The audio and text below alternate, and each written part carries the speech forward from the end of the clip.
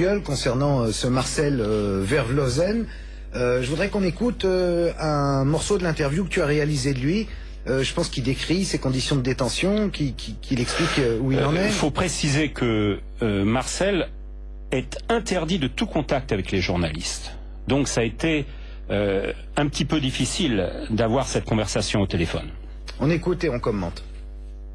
Là, ce soir, au moment où nous parlons, ouais. Est-ce que ta vie est en danger? Oh oui, oh oui. Le médical n'est pas possible, non, n'est pas c'est médecin, ce n'est pas un médicament, n'est pas un humain système médical, non, n'est pas possible ici. C'est moi, c'est 5 opérations ici. Oui, le docteur s'est expliqué, moi, c'est nog 1 ou 2 prochains, n'est pas un médicament, etc., et à la mort, c'est le Marcel. Donc en fait, ce que tu supputes, c'est qu'on va laisser mourir ce Marcel. Qu'est-ce qu'il a exactement? Marcel a actuellement 3 pathologies lourdes qui rendent insupportable son maintien en cellule. Il est diabétique, ça on le savait depuis très longtemps.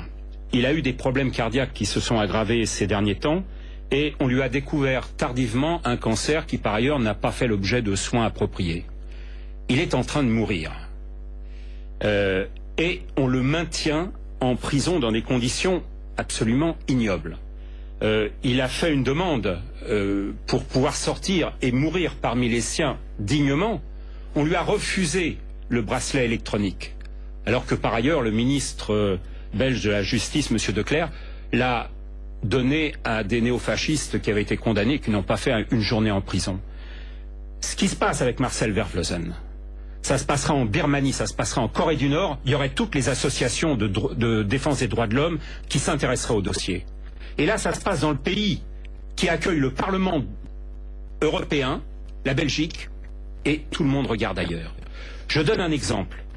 Marcel a subi des opérations très lourdes, avec un maintien en milieu hospitalier très bref, menotté sur son lit, des fois qu'il s'envole, alors qu'il est quasiment grabataire, et ensuite il a été remis en cellule. Après une opération à cœur ouvert, on l'a remis en cellule, c'est un exemple parmi d'autres, on l'a remis en cellule avec un codétenu malade mental qui passait son temps à étaler ses excréments sur les murs de la cellule.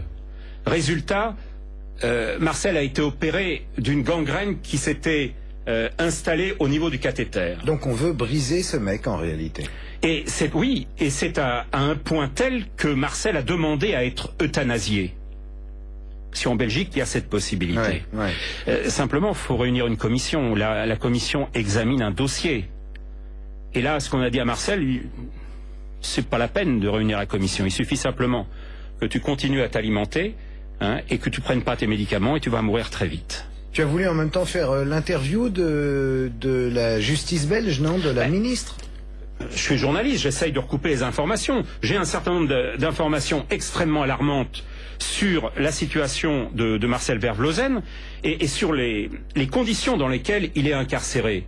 Donc j'ai logiquement appelé le ministre de la Justice, qui dans un premier temps, il n'a pas dit « je ne veux pas vous répondre ». Il m'a dit, par l'intermédiaire de sa conseillère, « envoyez-moi par mail les questions que vous voulez me poser ».